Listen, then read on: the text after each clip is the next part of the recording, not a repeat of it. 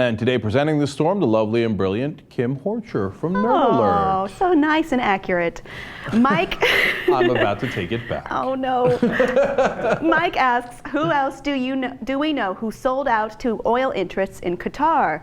That sounds like a great candidate for AskCenk, ahem, at Al Gore. All right, so that's an interesting question / accusation. I did a story about Qatar the other day and the energy interest there and how they're building the World Cup facilities on the back of basically forced labor.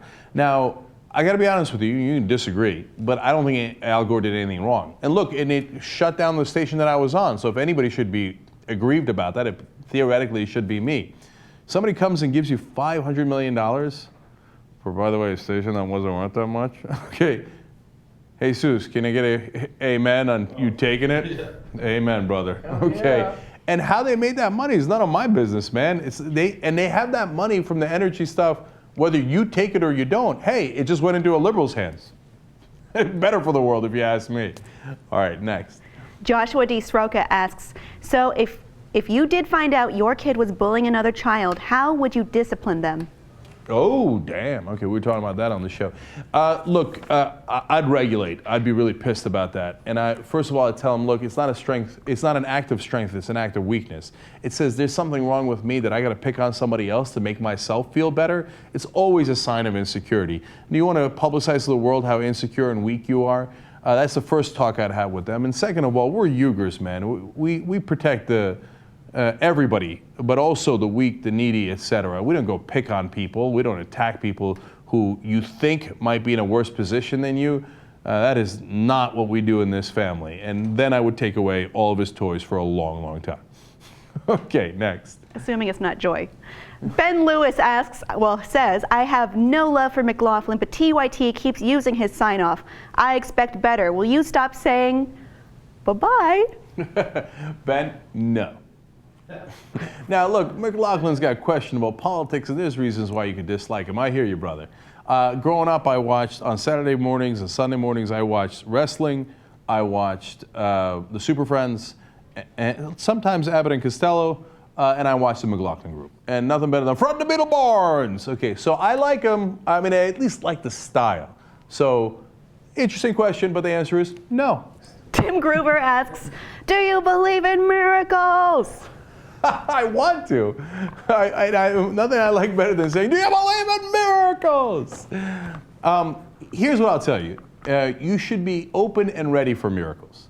Because in life, it's not that you're going to get good luck or bad luck or more good luck or more bad luck than the average guy. That might happen, but that's not what you should be concerned about because an average person will get plenty of both. The question is, how do you minimize the situation when you get bad luck and don't compound your problems, right?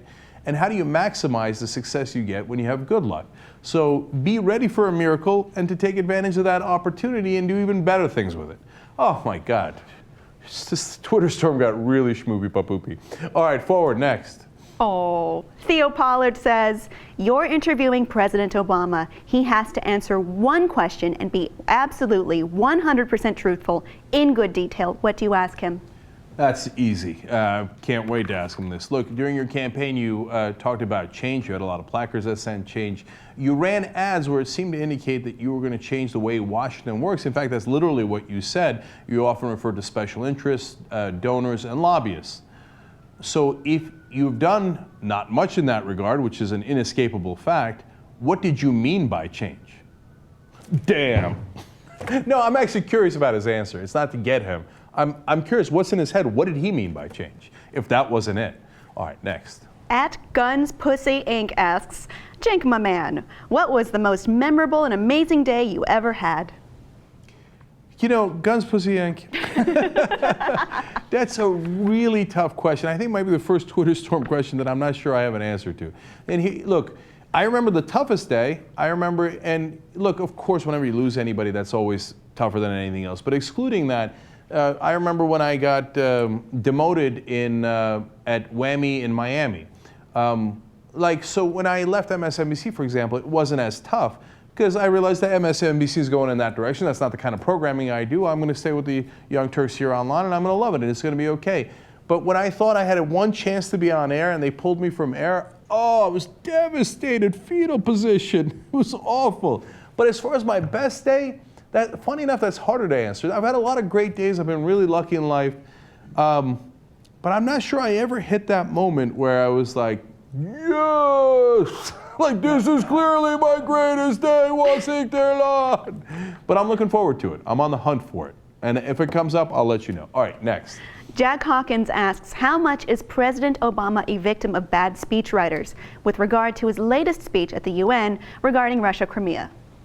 None. President Obama gave great speeches back in 2008 when he was running for president. It's not like he's lacking speechwriters, and you don't blame the speechwriters. You're the president, man. If you don't like the speech, you change it. That's no excuse at all. Next. Ashley Silverhammer asks, Cenk, are you concerned for you and Wolfpack's well-being if the 1% start taking action against Wolfpack? Go. Look, I am concerned that they will attack us politically. And if we're having some degree of success, I'm sure they will. In fact, we earlier in the week talked about the Koch brothers have field offices now in 32 different states with 200 full-time workers. To say that Wolf PAC cannot pay for 200 full-time workers would be an understatement of epic proportions, right? But I welcome their hatred. So when they come to attack us, they're only going to make us stronger. So, and that day will come, and we will answer politically in kind. Because remember, with Wolfpack, they're not coming for us. Now we're coming for them. Next. Kefka Palazzo asks, hey Cenk, I noticed you drinking a Stella Artois in a picture. Good choice in brew. What are your top beers to drink at a party? I wish I had a sponsor to insert here. I'm an easy drinker. There's a lot of drinks that I like. Most often with beers, I'll try to have a Blue Moon. So, hey, Blue Moon, I'm not saying anything. I'm just saying, okay? Next. Lauren asks, what are 3 places you haven't visited yet that you'd like to spend a week in? All right. Hawaii. I've been meaning to go to Hawaii for a long time, never gone. I don't know why I can't find the time to get out there.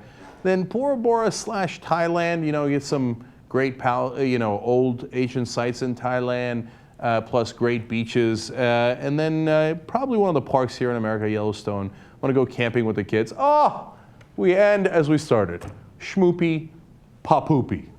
Okay, everybody check out Kim Horcher on Nerd Alert. Hey! Do it! Nerd Alert! What? Is that new? No. This has been a Twitter store.